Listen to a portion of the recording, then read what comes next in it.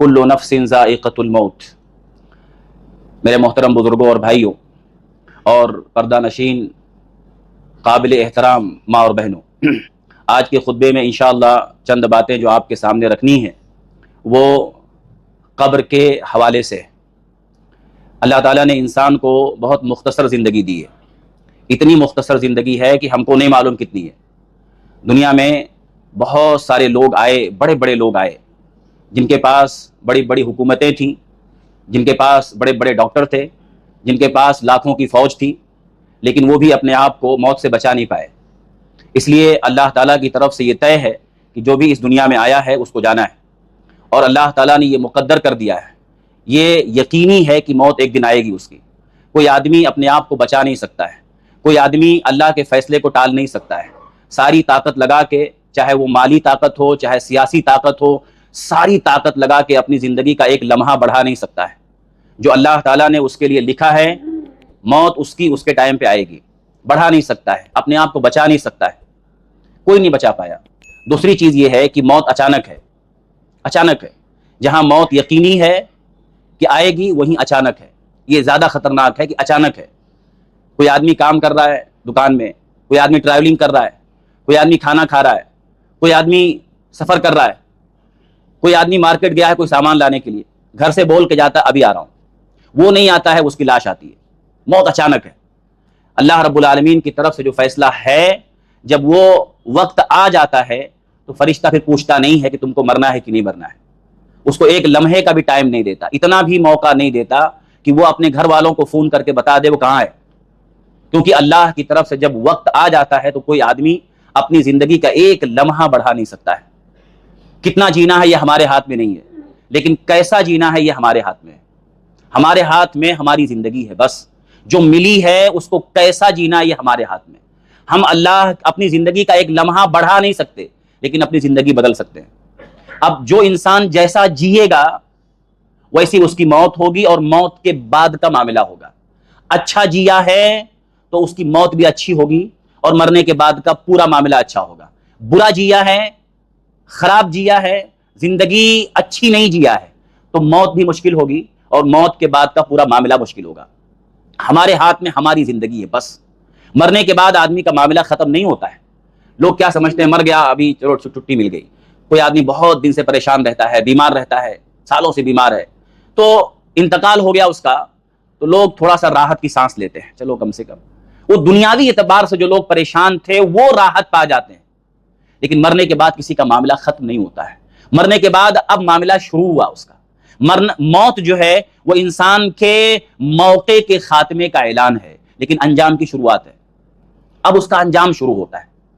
کوئی آدمی مر جاتا ہے، چند دن لوگ روتے ہیں، بس کچھ دن رو لیتے ہیں، 2-3 دن رو لیے، رشتہ دار بھی آئے رہتے ہیں، چلے جاتے ہیں، چلو ٹھیک ہے بھائی سنبھالو اپنا، چلے جاتے ہیں، اور سب نارمل ہو جاتا ہے۔ لیکن وہ جو گیا قبر میں، اب اس کا کیا؟ کتنے لوگ موت پر اس لیے روتے ہیں کہ یہ آدمی برا تھا، زندگی اچھی نہیں جیا ہے، نمازوں کا پابند نہیں تھا، منمانی زندگی گزارا، اب اس کا کیا ہوگا؟ اس کے لیے کتنے لوگ روتے ہیں۔ اکثر رونے والے اپنے لیے روتے ہیں۔ بیوی روتی ہے، اب اس کا کیا؟ ماں روتی ہے، بیٹا چلا گیا، باپ روتا ہے، بیٹا چلا گیا، یا باپ گیا تو بیٹا روتا، ابا نہیں رہے۔ لوگ رشتوں کی بنیاد پر روتے، کتنے لوگ اس لیے روتے ہیں کہ اب وہ جو گیا ہے اب اس کا معاملہ کیا ہوگا، کیونکہ اب اس کے انجام کی شروعات ہے، اب اصل اس کا امتحان ہے۔ کیونکہ یہ زندگی بہت مختصر ہے، بہت اتنی کم ہے کہ نہیں معلوم کتنی ہے۔ کبھی بھی موت کا فرشتہ آ کر کے بولے چلو آپ کا ٹائم ہو گیا، چلو آپ کہیں بھی رہو، کدھر بھی رہو، آپ کو لے کے جا سکتا ہے، ہم کو لے کے جا سکتا ہے۔ لیکن مرنے کے بعد کا معاملہ اصل ہے۔ مرنے کے بعد کا معاملہ ختم نہیں ہوتا ہے۔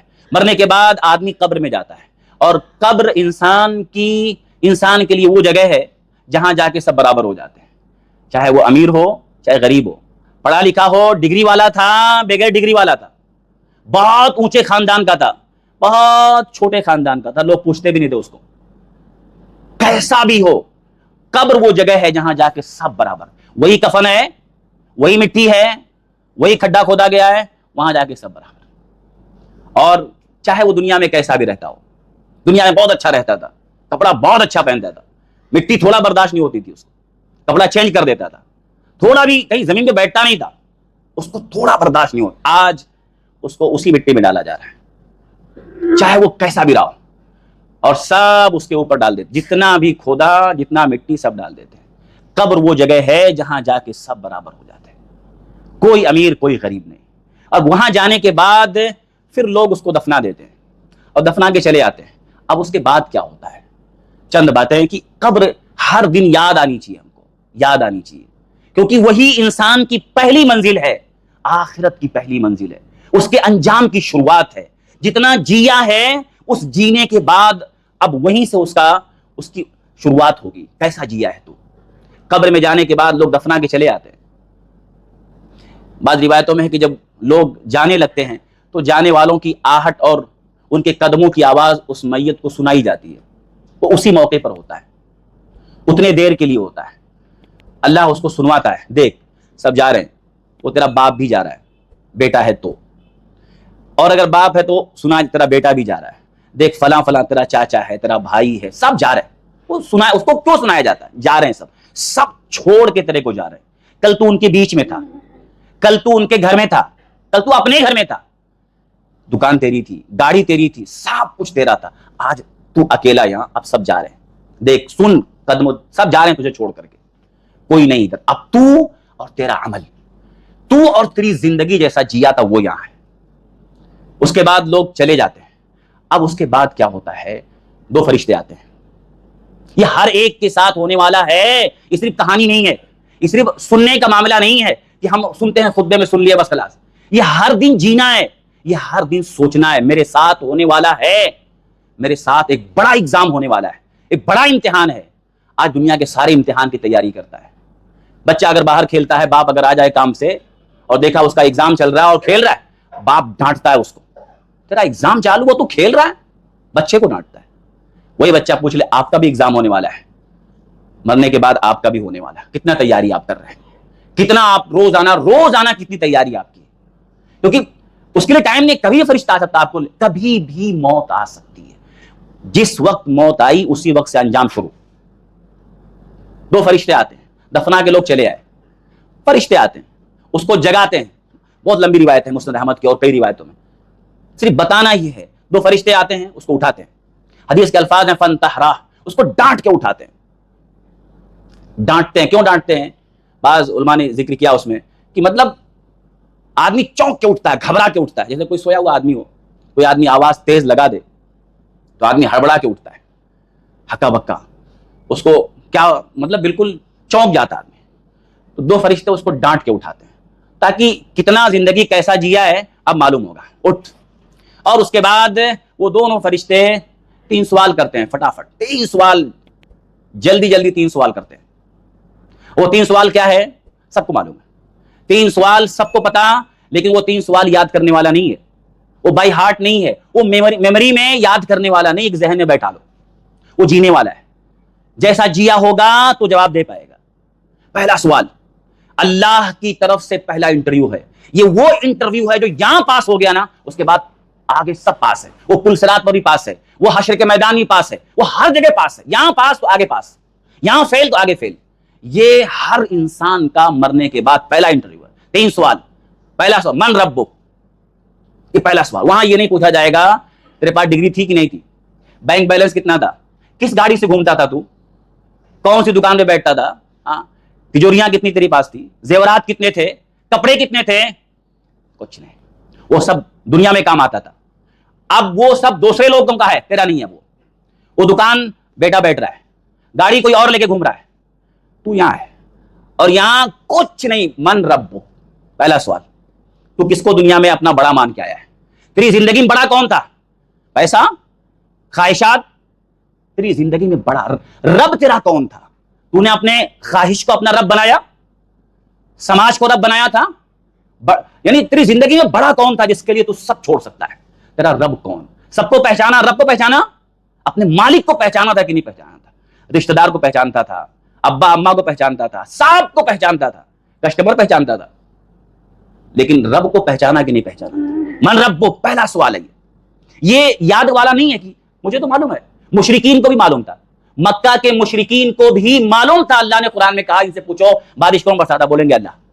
ان سے پوچھو آسمان زمین کس نے بنایا؟ بولیں گے اللہ. اللہ نے پورے قرآن میں ان کا جواب نقل کیا ہے. مشرکین کو معلوم تھا پوری کائنات اللہ چلاتا ہے, معلوم تھا ان کو. کیا جواب دے پائیں گے قبر میں؟ نہیں. یاد رہنے والا سوال نہیں ہے یہ جینے والا سوال ہے. تو کیسا جی کے آیا ہے؟ اگر تو واقعی اپنی زندگی میں اللہ کو رب بنا کے جیا ہے, تیری زندگی میں سب سے بڑا اللہ تھا, تیری زندگی میں سب سے بڑا مقام, سب سے بڑا مرتبہ تو نے اپنے دل میں اللہ کو دیا تھا, وہ جواب دے گا, جواب دے لے گا. دوسرا سوال, ما دینک, تیرا دین کیا تھا؟ دین, قانون, شریعت. تیری زندگی میں تو اپنی منمانی جیتا تھا یا تیری زندگی میں اصول تھا, قانون تھا دین کا؟ جو دین میں ہے وہ زندگی میں ہے, جو دین میں نہیں وہ زندگی میں نہیں. چاہے لوگ ناراض ہو جائیں, چلے گا. یہ دین ہے. اللہ نے ایک شریعت بھیجی ہے, ایک قانون بھیجا ہے, اس کے مطابق چل. تیری زندگی میں قانون کس کا تھا؟ سماج کا بنایا ہوا, رسم و رواج, باپ دادا فلاں فلاں فلاں. زندگی میں تیرے اصول کس کا تھا؟ دین کا یا اپنا بنایا ہوا ہے؟ تو کس پہ چلتا تھا؟ آج آدمی دیکھیے کتنے معاملے میں منمانی کر لیتا ہے. چلو ٹھیک ہے, شادی ہو رہی ہے, ساری خرافات کرے گا. دین میں ہو نہ ہو خرافات سب کرے گا, سارے ڈھول باجا تاشا سب کرے گا. اتنی منمانی ہے یہ دین نہیں ہے. تو دین پہ نہیں چل رہا ہے, تو منمانی کر رہا ہے. ما دینک, تیرا دین کیا تھا؟ تیری زندگی میں دین اسلام تھا یا تیری زندگی میں دین سماج کا بنایا ہوا قانون تھا؟ کیا تھا؟ جواب کون دے گا؟ جو دین جی کے آیا ہے. جو جی کے آیا وہ بولے گا میرا دین اسلام ہے, جو جی کے آیا وہ بولے گا میرا رب اللہ ہے. اور تیسرا سوال کیا ہوگا؟ من نبی ہو, تیرے نبی کون؟ تیری زندگی میں آئیڈیل کون تھا؟ تیری زندگی میں شخصیت, تیری زندگی میں تو نے کس کو آئیڈیل بنایا؟ وہ فلاں بد کردار فلم اسٹار کو, یا کسی اسپورٹ مین کو, یا فلاں فلاں, کس کو تو اپنی زندگی میں ایک شخصیت جس کو تو دل میں رکھ کے جیتا تھا یہ ہمارے لیے آئیڈیل ہے؟ کون ہے تو نے زندگی میں آئیڈیل؟ آج دیکھیے نوجوانوں کے لیے آئیڈیل کون ہے؟ کس کو اپنی زندگی میں بسا کے رکھا ہے؟ کس کو اپنی زندگی میں اپنے دل میں بسا کے رکھا ہے؟ اور محمد رسول اللہ صلی اللہ علیہ وسلم جن کو اللہ نے آئیڈیل بنا کے بھیجا, ان کو وہ سوال, وہ قبر میں سوال ہوگا, تو کس کو آئیڈیل بنا کے آیا ہے؟ زبان سے نبی نبی کہنے سے کچھ نہیں ہوتا ہے. نبی نبی نبی کہتے رہو, تو نبی کو واقعی مان کے آیا زندگی میں؟ کس کے نقش قدم پہ چلتا تھا؟ یہ اتباع سنت کا سوال ہے. کس کو تو اپنی زندگی میں آئیڈیل بنایا تھا؟ 3 سوال ہوئے. نبی فرماتے ہیں مومن فٹافٹ جواب دے گا. وہ اس کو اتنا بسا کے آیا تھا کہ وہ فرشتے سوال کیے, فٹافٹ جواب دے لے گا.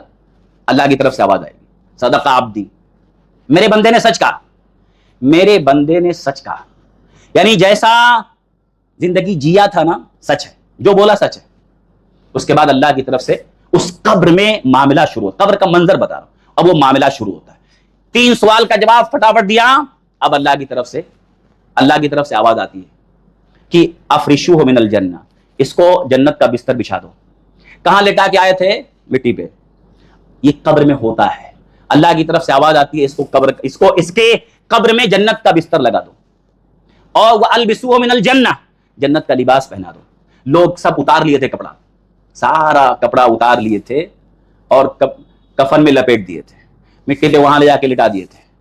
اب وہ آدمی قبر میں گیا, 3 سوال کا جواب فٹافٹ دیا, کیونکہ جی کے گیا تھا نا بھائی. دنیا کا غریب آدمی تھا, کوئی پوچھتا نہیں تھا اس کو, سماج میں کوئی اس کا مقام نہیں تھا. لیکن آج وہ قبر میں گیا ہے, لیکن وہ اللہ کے یہاں 3 سوال کا جواب دے دیا. دنیا میں اس کے پاس پھٹے پھٹے کپڑے تھے, صحیح ڈھنگ کا بستر نہیں تھا. آج وہ قبر میں گیا ہے, لیکن اللہ کے ہاں 3 سوال کا جواب دیا. ایک دم شاہی ٹھاٹ اس کا, اللہ کی طرف سے اس کی مہمان نوازی ہوتی. قبر میں, یہ قبر میں شروع ہوتا ہے. اللہ فرماتا ہے بستر بچھا دو جنت کا, لباس پہنا دو جنت کا, اور جنت کی کھڑکی کھول دو. ہوائیں آتی ہیں. ایک آدمی آتا ہے اس کے سامنے, ایک دم بہترین شکل و صورت, بہترین کپڑا, خوشبودار, اور کہتا ہے ابشر, خوشخبری. وہ آدمی پوچھتا بھائی تو کون ہے؟ فرشتے جو سوال کر لیے وہ تو ہو گیا, اب تو کون ہے؟ اتنا اچھا چہرہ, اتنا اچھا کپڑا, تو بالکل ایسا کون ہے تو؟ کہتا ہے انا عملک الصالح, تیرا میں دنیا میں وہ نیک عمل ہوں. اللہ اس نیک عمل کو ایک انسان کی شکل بنا کے بھیجے گا قبر میں, وہ تیرا نیک عمل ہوں. جنت کی خوشخبری سن. اور اس کے بعد اور کئی روایتیں ہیں, اللہ تعالیٰ اس کو جہنم دکھاتا ہے, دیکھ تیرا ٹھکانہ یہ ہوتا اگر تو اچھا عمل نہیں کرتا. لیکن تو اچھا عمل کر کے آیا اس لیے اب یہ نہیں. یہ مومن آدمی کی زندگی جو قبر میں 3 سوال کا جواب دے. ہم سب کا سوال ہونے والا ہے. جواب دیے اللہ کی طرف سے رائل معاملہ, ایک دم شاہی ٹھاٹ قبر میں. جب وہ آدمی جنت دیکھتا ہے, اس کی آنکھوں کے سامنے اللہ دکھاتا ہے, دیکھ, تو اتنا شوق ہو جاتا ہے اس کو, کہتا ہے لا اقم الساعہ, جلدی قیامت قائم کر دے تاکہ میں اپنے گھر والوں میں جاؤں, اپنے جو جنت کے گھر والے ہیں, جو جنت کا گھر ہے اس میں جاؤں. فرشتے کہتے ہیں ٹھہر ٹھہر, رک, ابھی نہیں, ابھی ٹائم ہے اس کے لیے. قیامت آئے گی تو جائے گا, ابھی ٹائم ہے, سو جا. اب تو سو جا قیامت تک کے لیے. بعض روایتوں میں کہ جیسے دلہن سوتی ہے, یعنی کوئی غم نہیں, کوئی فکر نہیں, سو جا. یہ وہ آدمی ہے جو اللہ کے پہلے انٹرویو میں پاس ہو گیا.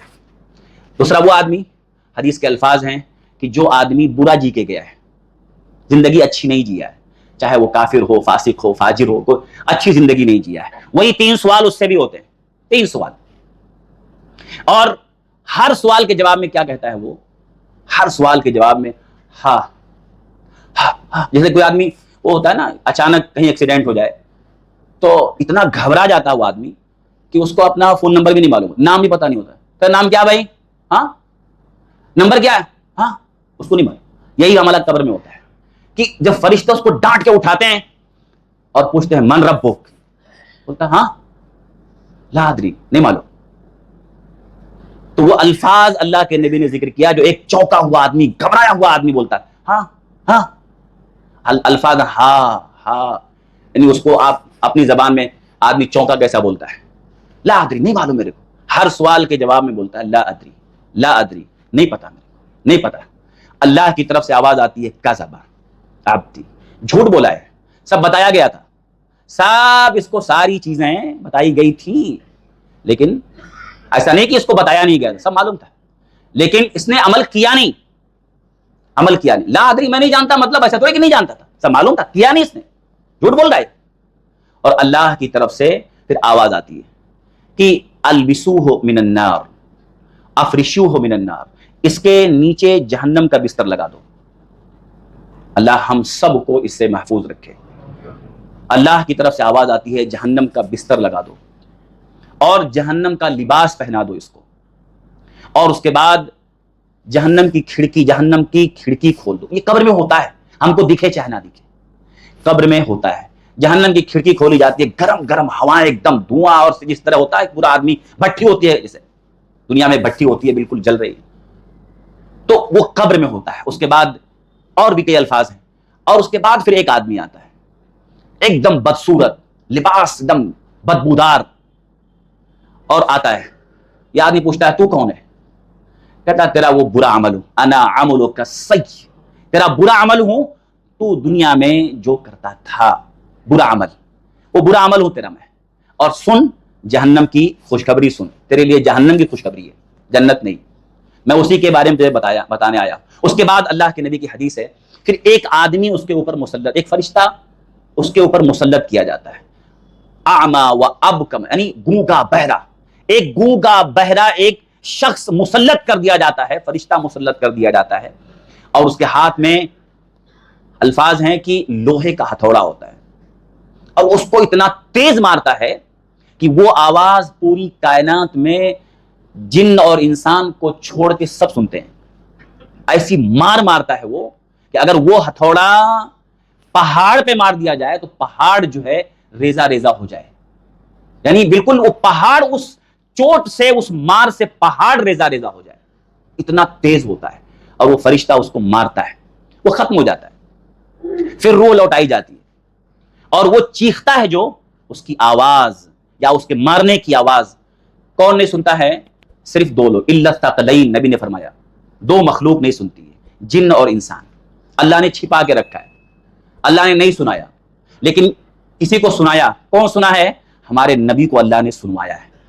ہمارے نبی نے قبر میں وہ عذاب جو ہوتا ہے اس کی آواز آپ نے سنی ہے, ہم کو دکھائی دے چاہے نہ دکھائی دے. آج بہت سارے لوگ قبر کے عذاب کو اور قبر کے معاملے کو نہیں مانتے ہیں. کیوں؟ یہ عقل پر ہم کو دکھتا نہیں ہے. قبر کھود دیتے ہیں, کہاں دکھتا ہے؟ 1 سال کے بعد قبر کھود دی. یہ بہت ساری چیزیں ہم کو نہیں دکھتی ہیں, لیکن ماننا پڑتا ہے. بہت ساری چیزیں کائنات میں دکھتی ہیں, لیکن یہی تو الذین یؤمنون بالغیب، جو غیب پر ایمان لاتے ہیں. غیب پر ایمان لانے کا مطلب دیکھا نہیں ہے، لیکن کسی نے دیکھا ہے اور کسی نے سنا ہے. ہمارے نبی کو اللہ نے قبر کے عذاب کو سنوایا ہے، ہمارے نبی نے سنا ہے. ہمارے لیے الصادق المصدوق، سارے سچوں میں سچے جن پر ہم ایمان لاتے ہیں، ہمارے نبی کی خبر ہماری آنکھ سے بڑھ کے ہے. ہم کو دکھائی دے نہ دکھائی دے، ہمارے نبی نے کہہ دیا ہم ایمان لاتے ہیں، کیونکہ اللہ نے ہمارے نبی کو دکھایا ہے، ہمارے نبی کو سنوایا ہے، اور نبی نے کہہ دیا ہم اس کو مانتے ہیں. یہ ایمان ہے، اسی کا نام ایمان ہے، ذرا بھی شک نہیں. تو قبر میں وہ عذاب ہوتا ہے، فرشتہ اس کو مارتا ہے، روح ختم یعنی مر جاتا ہے، پھر روح لوٹائی جاتی ہے، پھر فرشتہ اس کو مارتا ہے.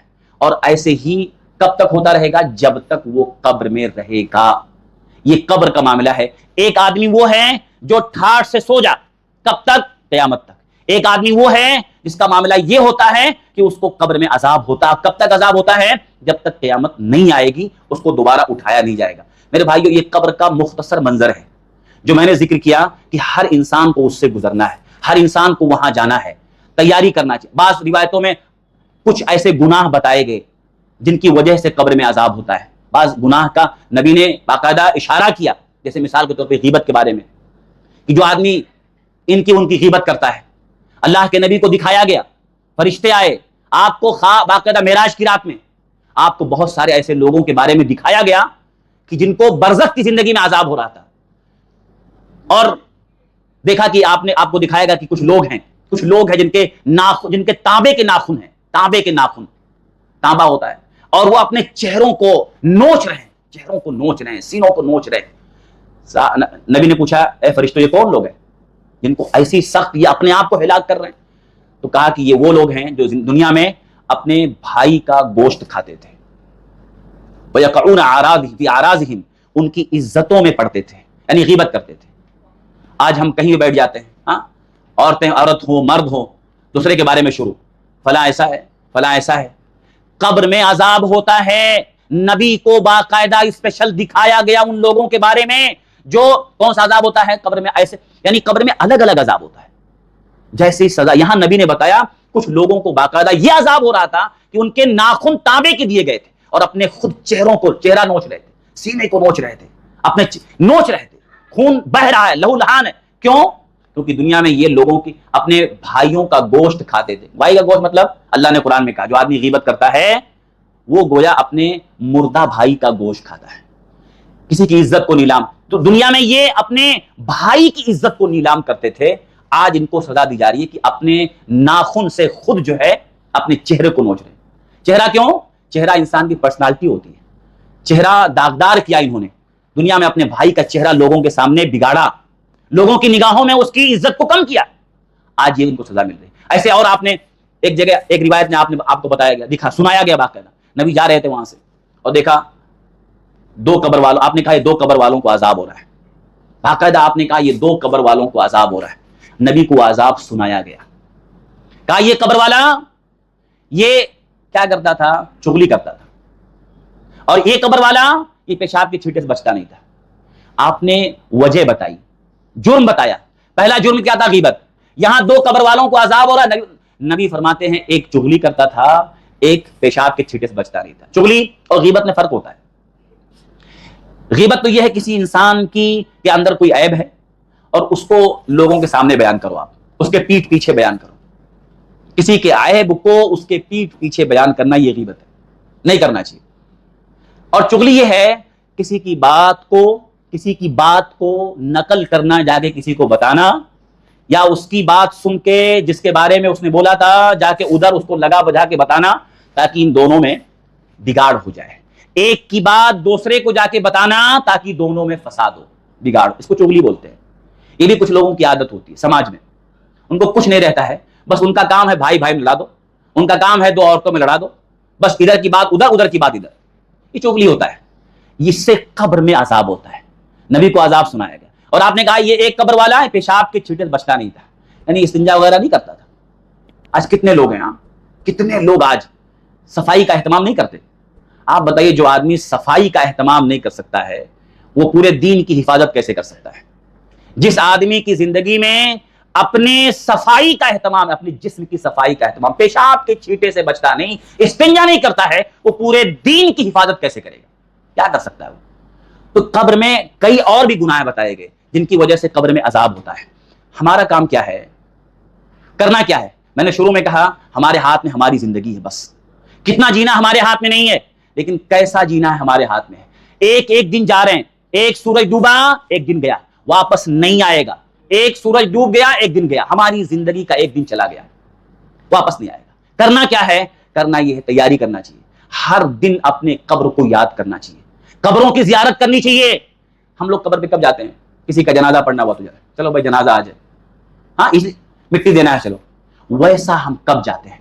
کچھ لوگ تو وہ ہیں کہ اس کے لیے بدعت خرافات کر لیا، کوئی خاص دن طے کر لیا ہے، ایک دن طے کر کے جاتے ہیں، شریعت میں کوئی دن طے نہیں ہوا ہے، لیکن ہم ایسے کب سوچتے ہیں آج چلو قبرستان چل، میرے دل میں آیا آج جاؤ قبرستان تھوڑا سا زیارت کر کے آئیں۔